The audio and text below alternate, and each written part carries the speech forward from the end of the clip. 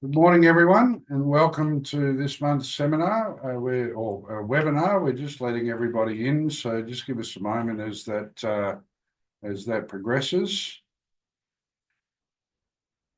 Everyone's coming in, so we'll get started in just a moment. It's quite interesting now. We see everyone starting to take up the use of AI and note takers, and we have all sorts of different participants coming in, including the AI participants now. So it's a very different world we live in. Okay, so like I say pretty much every month, like I say every month, I like to reward those who are on time. So we will get started and we'll jump into things and work our way through. So welcome everyone to this month's version of the seminar, of our webinar. For those of us, for some of you, I know that you came along a couple of weeks ago to our QBCC special. So putting up with me twice in 1 month is pretty impressive. So well done to those who have done that. Today is going to be, you've just got me. So please, if you do have any questions or any comments coming through on what we're talking about today, please feel free to put a note in the comments, and we can either unmute you or ask the question via the comments. So we'll have a look at that and hopefully have a little bit more interaction rather than me just talking for 30 to 40 minutes. But I will get started, and I guess, as always, I try and sort of highlight a couple of things that are going on in the insolvency market. I'm not going to spend a lot of time specifically talking about statistics. I think you can spend, I don't think there's a day go by that somewhere in the press someone isn't talking about increased insolvencies and changes in numbers and bigger numbers and all that sort of stuff. What I wanted to do was probably look a little bit ahead and start looking at some of the things that will cause some issues moving forward. And then obviously we can talk through some of the ways that we can deal with that. Probably the biggest one that I've seen come up recently is the talk with the ATO around changing small businesses from quarterly to monthly. Now, the logic and the theory from the ATO's point of view on wanting to go to monthly for businesses that are currently on quarterly, I think, and again, most of you would be across this as much as I am, is that if they're not as consistent with lodging on time, if they're not getting consistent in paying on time, the ATO is moving them to monthly bases. Now, my understanding is they will be communicated with that they're going to do that. But you're going to get a lot of small businesses will roll into this cycle of being pushed into a monthly GST reporting. Now, in and of itself, when you look at it from the ATO's perspective, you would think, well, that's a good thing. The GST per month is going to be smaller, so therefore it'll be more easier for a client to pay. But I think for most of you listening in, you would know just how difficult it is to get people to actually do their quarterly bases, never alone now making them having to do 12 of them. From my point of view, one of the other big issues with going to monthly bases is that you've now got 12 opportunities to be late. So you've now got 12 opportunities that a director can be made automatically personally liable for the GST and PAYG. And that comes with the reporting of the bases. So although the ATO's concept of doing it has its merits in terms of having a smaller bill and it's easy to pay a smaller bill, and I know in my previous life as an accountant or as a tax accountant, it was often easier to get a client to go to monthly because you knew the bill wasn't going to be so big. But the downside of that is the risk of late lodgement. And if you have a lot of late lodgements, or if you have a consistency of late lodgements, and now you've got 12 opportunities that you're going to become personally liable under the director penalty regime, rather than just the 4 that we have had to deal with when they were on quarterly. Now, and given that some of the reports from the ATO would say that the gap between reportable GST payable and paid GST has nearly doubled now to nearly 10%, 9.9% of all GST that is due and payable is now it's doubled from what it was 5 years ago, where it was actually only sitting at about 5%. So we're certainly seeing an increase in unpaid debt, and I'll talk a little bit more about the ATO as a bank again in a moment. But I think for clients, it's a real risk, and it's a real issue that we should all be aware of. And as I say, there's a lot of good things about it, and I think for a lot of accountants' point of view, you'd probably like to see them on a more regular cycle. But it does create some extra risks when I look at it from the insolvency point of view, or from our point of view on the back end. And if they're not doing their books regularly enough that they can actually do monthly reporting, you then run into the issue of needing to do amendments to BASs. I want to be really clear. When we do amendments to BASs, if they're past the 3 months of the due date, then they're automatically caught in the lockdown component of a director penalty notice. So we've seen and have seen quite a bit of it, where a client has moved from one accountant to another, and then in that moving, there's been a reconciliation done, and realising that the tax debt or the BASs were incorrectly lodged. If there is an increase in either the PAYG or an increase in the GST on any of those amended BASs, because it's being done after the 3 months of their due date, they are automatically locked down. Now, if the client has some issues in being able to pay the change in that reporting, there may be some value in making sure that you're thinking about the impact of that before you lodge.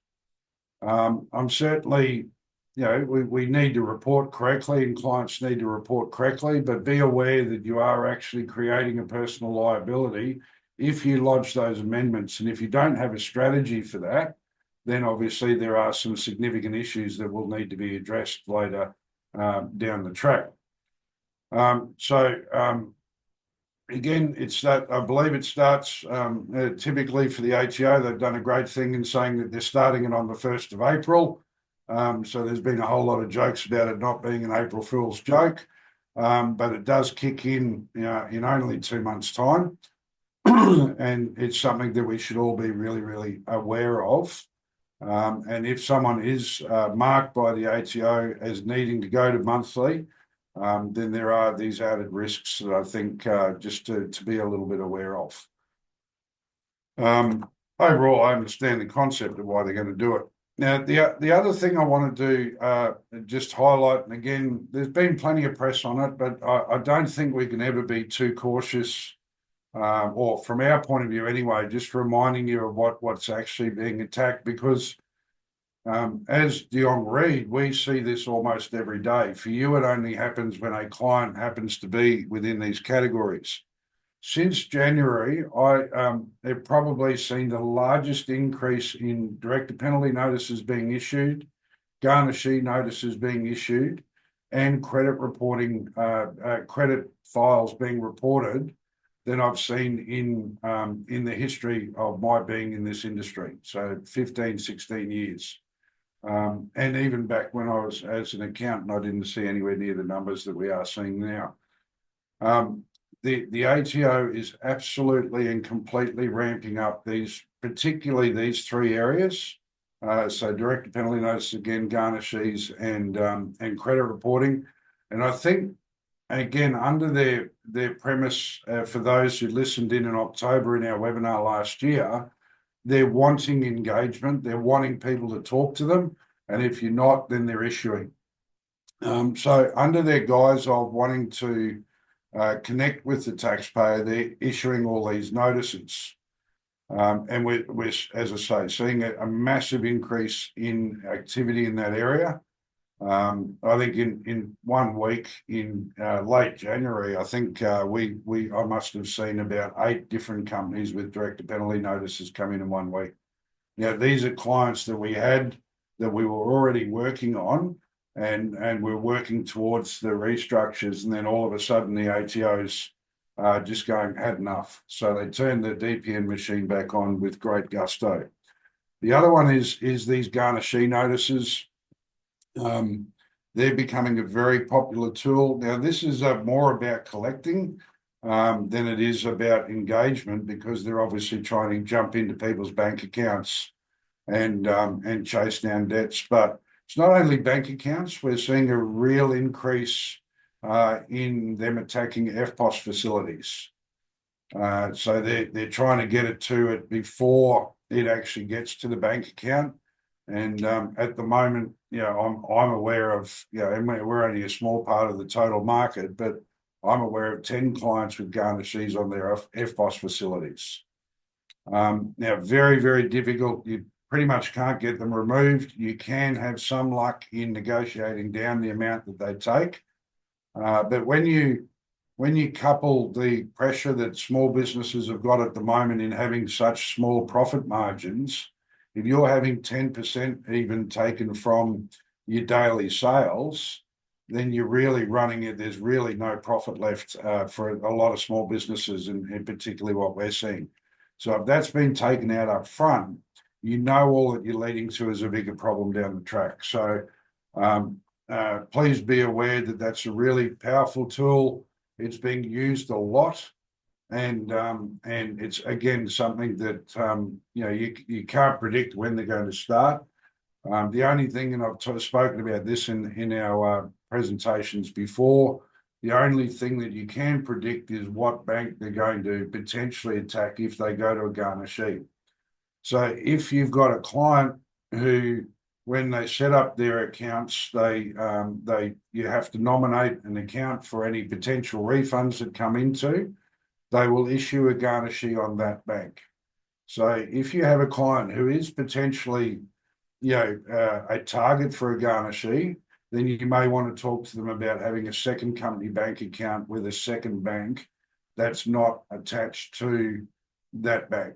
And I say that, like if they're clients with Westpac, don't get them to go and open up one with St. George or Bank of Melbourne, because they're effectively one bank. They're just different brand names. So be mindful that if you are going to do that, make sure that you do have them as two very separate banking systems. That might, if you're lucky, buy you some time, because you'll get hit on a bank account that you may not be using that regularly. I've spoken a lot about credit reporting, and I'm not pretending today to get into a whole lot of detail on credit reporting, apart from to say the ATO's belief is that, and again, they mentioned this in our webinar last year, is that they feel it's their good corporate citizen right or obligation to let everyone know that the person that you're dealing with has got a big debt. But the impact of that is a lot more significant than just someone not talking to you, that you can't borrow money from a bank or you can't get second tier lending or whatever. What we're finding is the impact is that suppliers are stopping to trade with these businesses when they're reporting. They're potentially going to cash only. They're closing out accounts and making things extremely difficult for a business to continue to trade, when really the initial intention was just to make them talk to you. So we are finding that it's a lot more of a death nail for a small business than I think probably was originally intended, and something that you should really be aware of the impacts that it will have on a business. So if you get that warning letter, if your client gets that warning letter, that it's one that must be dealt with, because it will cause a lot of grief for a business in a month's time when that warning letter comes out saying that if you don't do something, we will report you. The reporting has some pretty devastating impacts at the moment. The other thing, which is a bit of a change from what we have been seeing last year anyway, is that we're seeing that the ATO are issuing creditor stat demands against the company and director penalty notices at the same time. So we would find looking at 2024, we found a lot of the time the ATO were issuing one or the other. They'd be attacking the company or they'd attack the director. What we're finding now is that they're actually sending both out in the same week. So we're getting issued with creditor stat demands on the company, and the directors are getting DPNs at the same time. Now, both of those documents hopefully should be getting a director to pull their head out of the sand and call and ask for help. But if they don't, and they still do, unfortunately, what we're still seeing is directors are living with a little bit of belief and not moving on the DPNs because they think everything's going to be okay. But what you're doing is on the expiry of both of those documents, the ATO can hit the company, which is where they're starting to go, is they're winding them up with greater speed now. And then they're coming back. But once they've got an expired DPN, they can start getting directors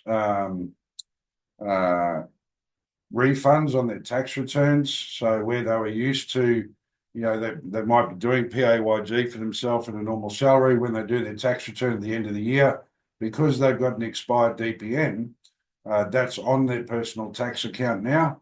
So now they can actually take the refunds if there are any refunds set up in the for the directors personally. So once they've got that expired DPN, it is a debt that's on their name, and they can start using that.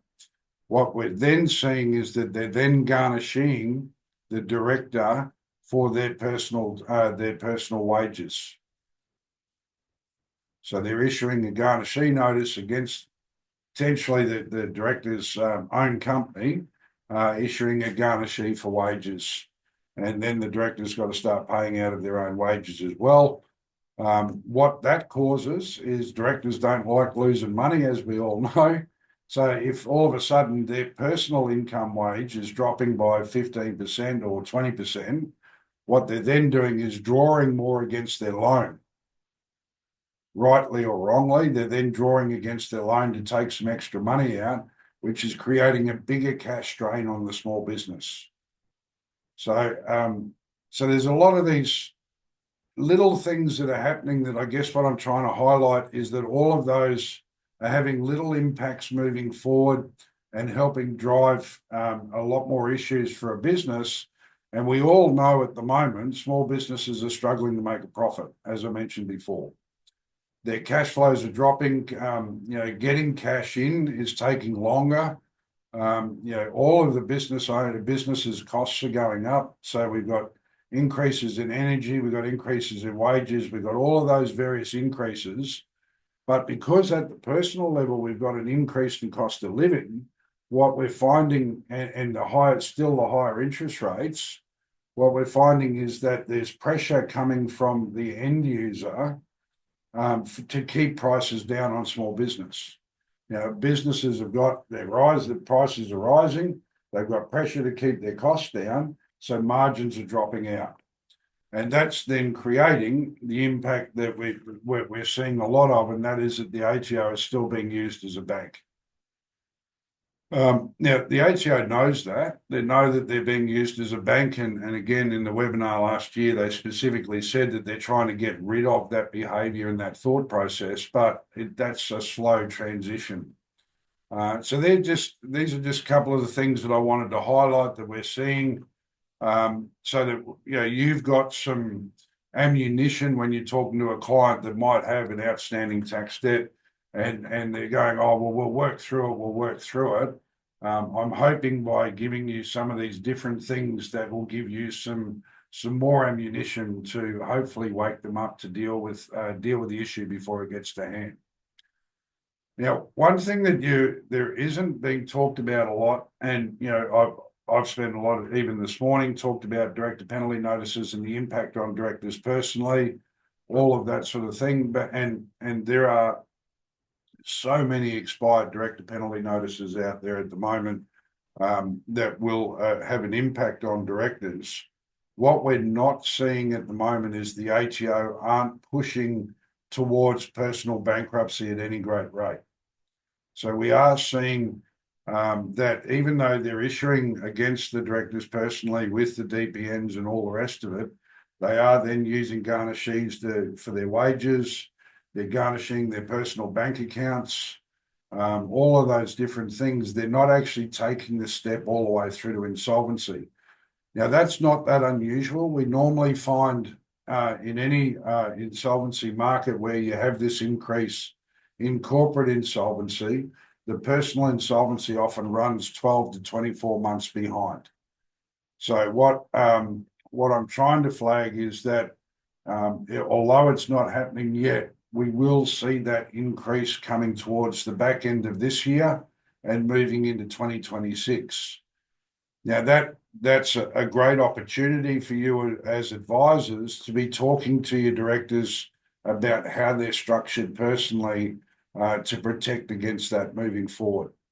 So if if you've got clients that who are still living in hope for their company, and they're not willing to do anything to deal with their company at this stage, you can still have the conversations around ensuring that they're set up and set up right to allow for it. Now, some of it just at a really high level, because everyone's personal asset protection is really very different. But one thing I will talk about is just the family home, which is obviously the biggest asset that most of our clients have outside the business, depending on the state of the business, and making sure that's set up right. If somewhere in the past that client, they've been advised that they should have the house in the wife's name or in the husband's name, depending on who the director is, and they've done that for natural love and affection, that will not work. Natural love and affection will not protect against an insolvency scenario. So if that has been done, then it's worth getting some advice about how you can actually redocument that transaction to move it from a natural love and affection to move it to a sale of equity between one partner and another. So if they have done that, then I think there's real value in starting to look at getting some restructuring of that done now. The other thing is, if they do have it in one name or the other, and they've done it, let's say they've done that part right, make sure that the mortgage is being paid from the sole account of the individual who owns the house. Now, what I mean by that is, if again, for an example, the house is in the wife's name, the mortgage needs to be paid from a bank account in the wife's name only.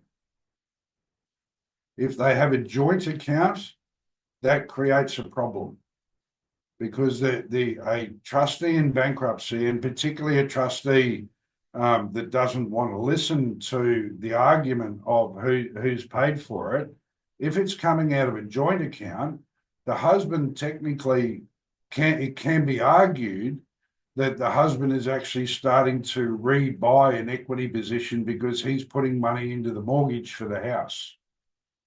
So if you do have it set up that the wife owns the house, please make sure that the wife is paying the mortgage, and that the husband, in this case, the husband's salary is being used for the general expenses of running the house. Pays the electricity, pays the food bills, all that sort of stuff, so that we're actually getting a separation of how the money is being used. So we know that there is going to be an increase at the personal level of a tax on people from a bankruptcy point of view, and there are a number of options apart from bankruptcy, but let's just call it personal insolvency. The personal insolvency rates are will increase. So putting some time in now, 12 months out or for 15 months out, for any clients that you flag that may have a risk, or even if they don't have a risk and you want to make sure that they're set up right, now is a really good time to be looking at doing that. So when you have your leading into annual reviews in May and June, have a look at those things, make sure they're being done right. And if not, if you need some help, obviously I love doing this just so that everyone's getting the information, but if you need help, please don't be afraid to call. myself or the team, and we can talk through an individual scenario. Sometimes it's actually not work that we would actually want to take on ourselves. It's just stuff that we would, we'll give you the advice and then you can go away and do that yourself. We do personal asset protection strategies, so we're happy to look at that, but sometimes it's as simple as little things like that. So please do look at what's going on in that with your clients, because there is no doubt that insolvency rates at the personal level will go up. They just haven't yet because the focus is on the corporate. Going back to corporate and talking about corporate is one of the other interesting things I think it will be the impact of the election. We all know that's going to be a fun time of our lives with all of the advertising that we need to deal with. But sometimes the ATO will back off during that period of time. I don't know whether they will or not this year. Certainly the early indications at this stage is that they're running independent, and they're certainly they're trying to collect pretty hard before the final budget, if they do get to a final budget before election. But we may have a gap for a month or two in there. Yeah, the other thing I wanted to highlight that we're seeing quite a bit of in the current marketplace is that last year, although insolvency numbers were really high, what we have seen is that a lot of them are a lot of the ones that everyone thought were the zombie companies. So there are a lot of really small ones, basically dead companies. So there's a huge volume, but not necessarily a massive impact on the marketplace. What we're finding probably started in about November, December, but has certainly ramped up in January and February, is that it's not so much the micro businesses that are now looking at insolvency. It's the top end of the small business market. So that medium, the smaller but medium, it's more the medium. We're seeing a lot of inquiry now from those businesses that have had the ability to try and ride the wave of the last 12 months of the struggle, but they're now starting to run out. And we're talking businesses with 40, 50, up to 70 staff. They've got tax debts. We're starting to see in the vicinities of 2 million to 4 million. They've had a bigger cash flow to be able to manage things for longer, so they haven't hit the wall as quickly, but they're now getting to the point with the increase in debtor days. So one of the big issues we're finding is that it's taking longer for a business to get paid. And I'm sure all of you are seeing that personally in your own businesses. And it's certainly happening across the market, where a lot of the reports now are debtor days of sort of heading back out to the 85, 90s. They were down as low as 55 to 60s through COVID, but now they're stretching out. And businesses that rely on that cash flow, which is pretty much all of us, businesses that are relying on that cash flow are now finding that they're going out 15, 20 days longer, and that's having massive impacts on those bigger businesses. So be aware of some of your mid-sized firms. It does appear as if they're running out of the resources to keep going, and we're getting a lot more inquiry about that. The ATO is also attacking at that level a lot more now. For some reason, I would have said last year, predominantly they were hitting the smaller business market and probably trying to clean up that bottom end. They're now attacking that mid-tier end with a fair bit of pressure as well.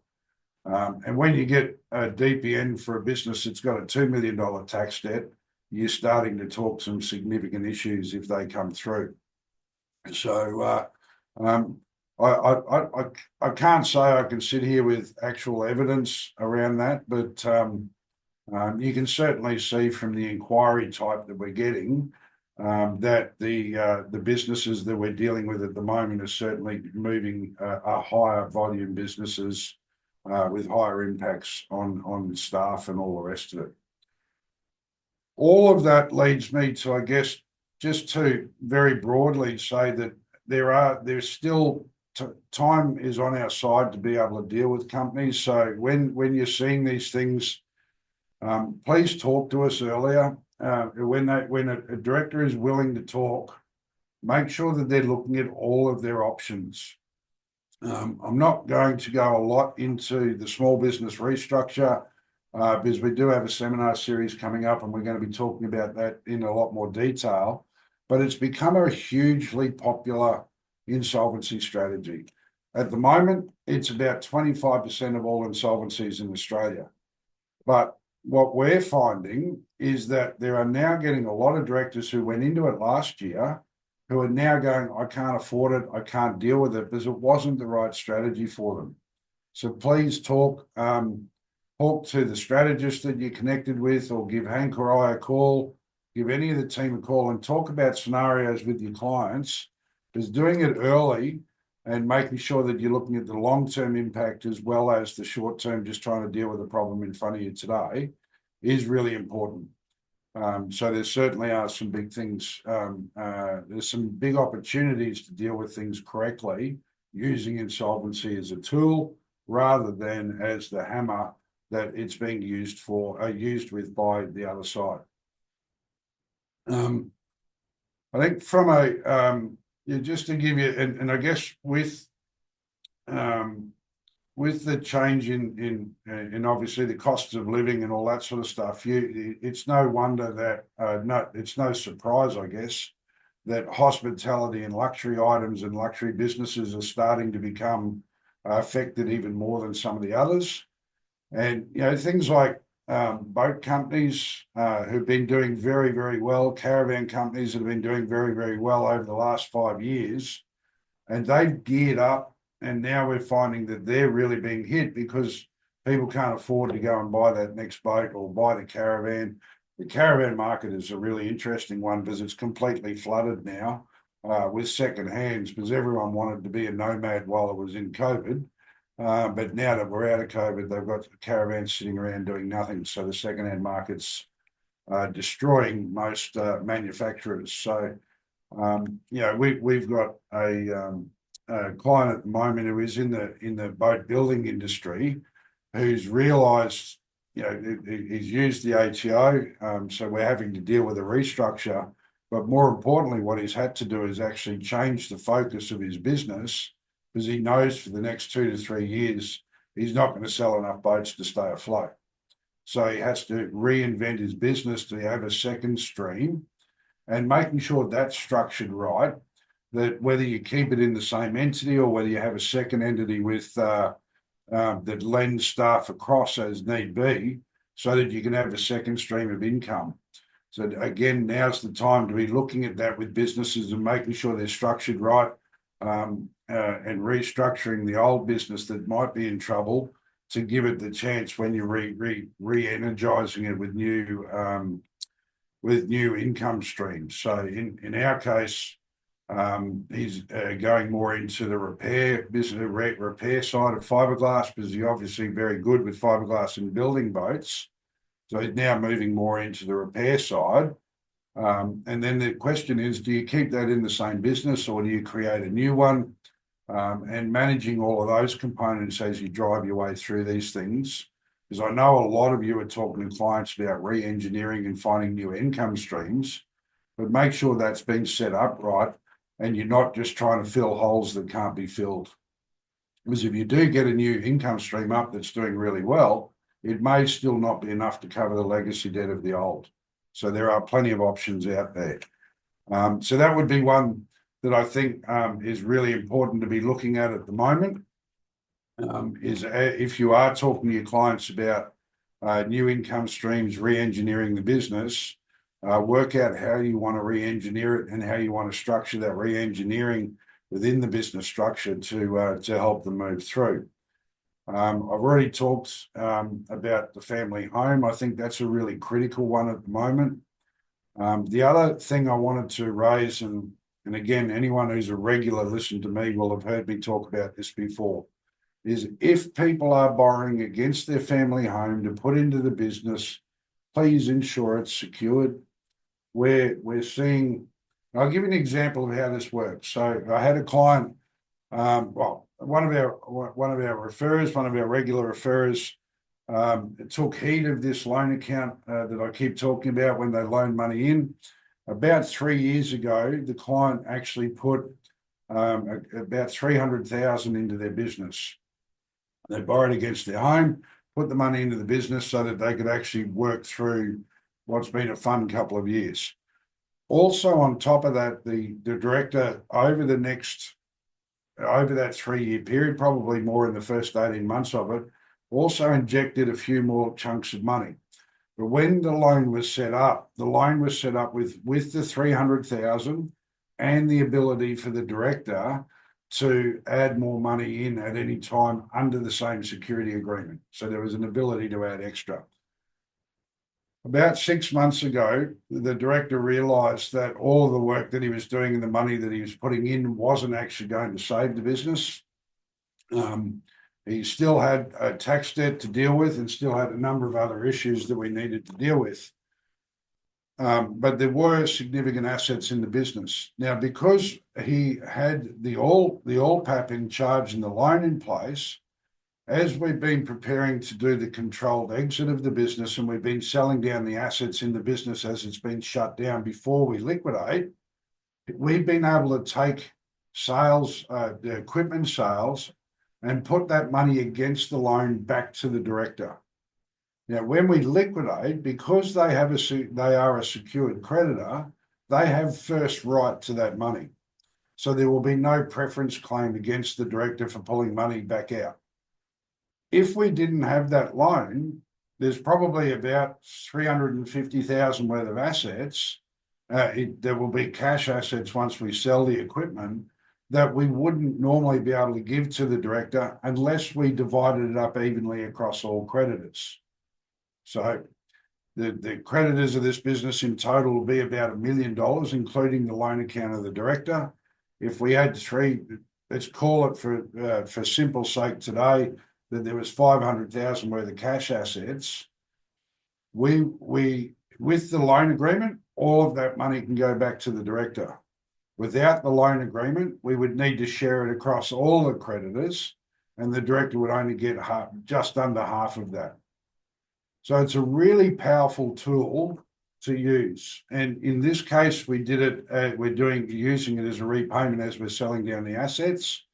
The other way you can use the tool, being the loan account as a tool, the other way you can use it is that you can effectively appoint your own receiver to use that and take the company out, to take the business out of the company, because the loan agreement will allow you to do that.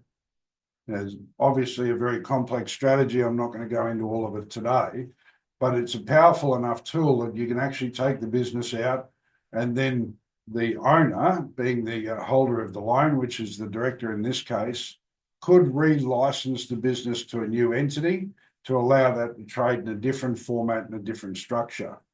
So I know I get on my soapbox about it, but it is a really powerful tool, and we're seeing a lot of people who are being, I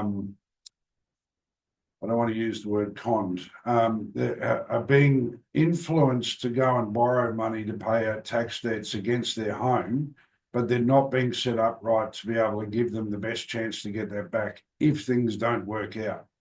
Now, we all know business is a tough game to be in, and I think the next 3 years is going to be tougher than most of us.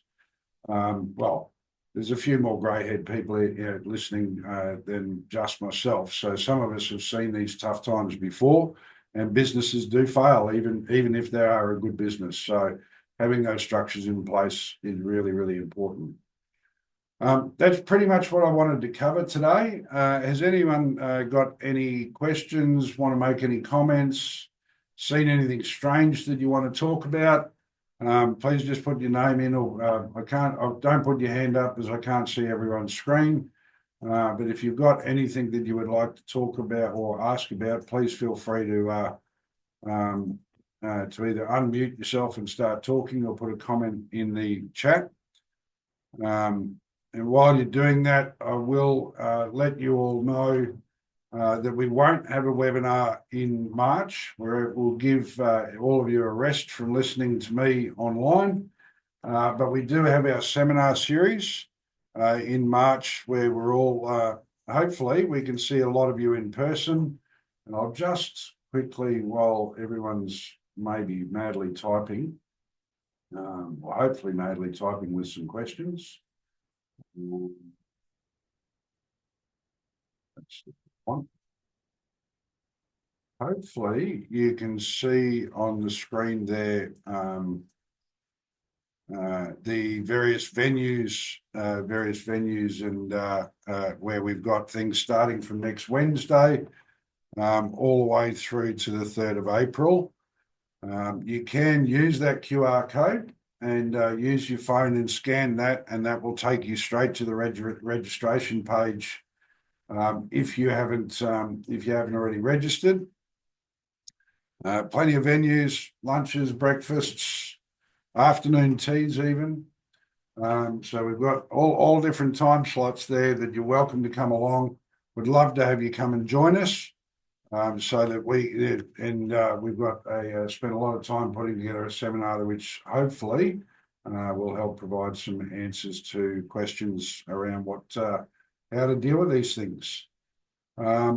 I've got a comment here, struggling with conveying the urgency to clients to accept your assistance. Nikki, that is certainly a true battle that a lot of people have. I don't know that I could give you a really clear and concise answer to that, because everyone is a little bit different. But I'm hoping that, talking about the fact that the family homes are being attacked with much more vigor these days, that their wages are being attacked, that the ATO, although is still not the most aggressive creditor out there, or individually they probably are the most aggressive, but in terms of they're not the biggest instigator of wind-up actions yet, but they are heading that way. Hopefully, they're all just things that will hopefully scare them into action. So, but we're still finding, Nikki, we're still finding plenty of people who just don't want to listen, and that they hope that the world will sort themselves out. We had a client that I think I saw in August last year. He knew he was in trouble in August. We went through a whole lot of detail with him, came up with a really good strategy. Well, I believed it was a really good strategy. He decided to do nothing for another 5 months. Then he did continue to talk to us, but he wasn't willing to make a decision. But then he received a credit reporting notice, and that scared him enough that he then rang up and said, right, we probably need to do something. I'll stop sharing that invitation screen, put that back. All this technology. John, thank you very much for your comment. I do hope that there's some value that comes out of these things. The poll's just been put up, so please make some comments there, or hit the buttons or whatever you do. I can't actually see what it asks, but be nice. Outside that, if there doesn't appear to be a lot of questions, Nikki, I'm more than happy if you want to give me a call after. I'm more than happy to have a discussion about what's going on with that particular client that's got to, and maybe we can come up with some other things to help with the urgency.